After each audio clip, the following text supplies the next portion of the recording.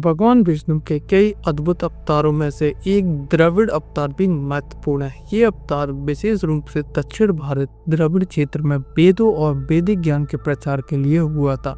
इस अवतार में भगवान विष्णु ने यह सुनिश्चित किया कि धर्म और वेदों की शिक्षा पूरे भारत में समान रूप से फैले, ताकि लोग सत्य और भक्ति के मार्ग पर चल सकें। ये अवतार दर्शाता है कि भगवान केवल देवताओं और ऋषियों के ही संरक्षक नहीं, बल्कि वे समस्त मानवता के लिए ज्ञान और मोक्ष का मार्ग दिखाने वाले हैं। प्राचीन समय में जब वेदों का ज्ञान केवल उत्तर भारत और ऋषि मुनियों तक सीमित था, तब दक्षिण भारत द्रविड़ प्रदेश में धर्म और वैदिक ज्ञान की कमी होने लगी। इस समय कुछ असुरों ने वेदों का अपहरण कर दिया और उन्हें छिपा दिया, जिससे मानव समाज अज्ञानता और अधर्म की ओर बढ़ने लगा। जब धर्मगुरु और ऋषियों को इस स्थिति का पता चला, तो उन्होंने भगवान विष्णु से प्रार्थना की कि वे वेदों को पुनर्स्थापना करें और धर्म को पुनर्जीवित करें। भगवान विष्णु ने ग्रामीण ब्राह्मण के रूप में अवतार लिया और दक्षिण भारत में जन्म लिए। वे अत्यंत तेजस्वी और बुद्धिमान थे। उनका स्वरूप वेदों और धर्म के प्रतीक के रूप में प्रकट हुआ। वे बाल्यकाल से ही वेदों, उपनिषदों और धर्मशास्त्रों में पारंगत थे। उन्होंने वेदों का पुनः प्राप्त किया और पूरे द्रविड़ प्रदेश में उनका प्रचार किया। भगवान ने अपने इस अवतार में मानव जाति का वैदिक ज्ञान प्रदान करने और धर्म की पुनर्स्थापना के लिए कार्य किया। वेदों और भक्ति का प्रचार।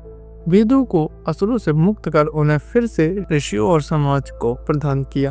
उन्होंने दक्षिण भारत में संस्कृत भाषा और वैदिक शिक्षा को लोकप्रिय बनाया। उन्होंने भक्ति मार्ग का भी प्रचार किया, जिससे हर व्यक्ति भगवान की आराधना कर सके।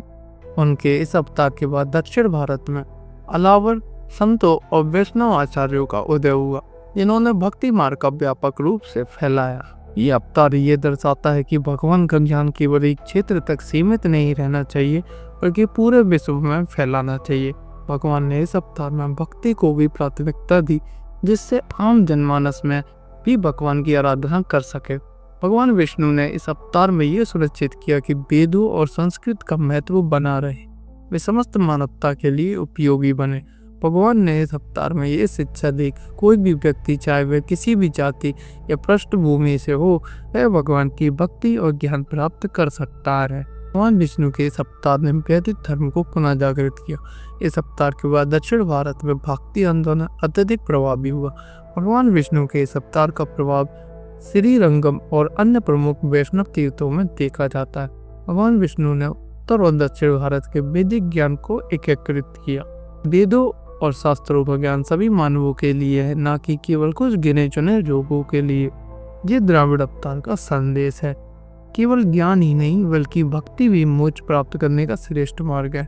धर्म को जीवित रखने के लिए वेदों का प्रचार और अभ्यास करना चाहिए। संस्कृत और अन्य भाषाओं के माध्यम से धर्म का प्रसार करना आवश्यक है। भगवान विष्णु का द्रविड़ अवतार ये सिद्ध करता है कि धर्म और ज्ञान का प्रसार करना ही भगवान का सच्चा उद्देश्य होता है।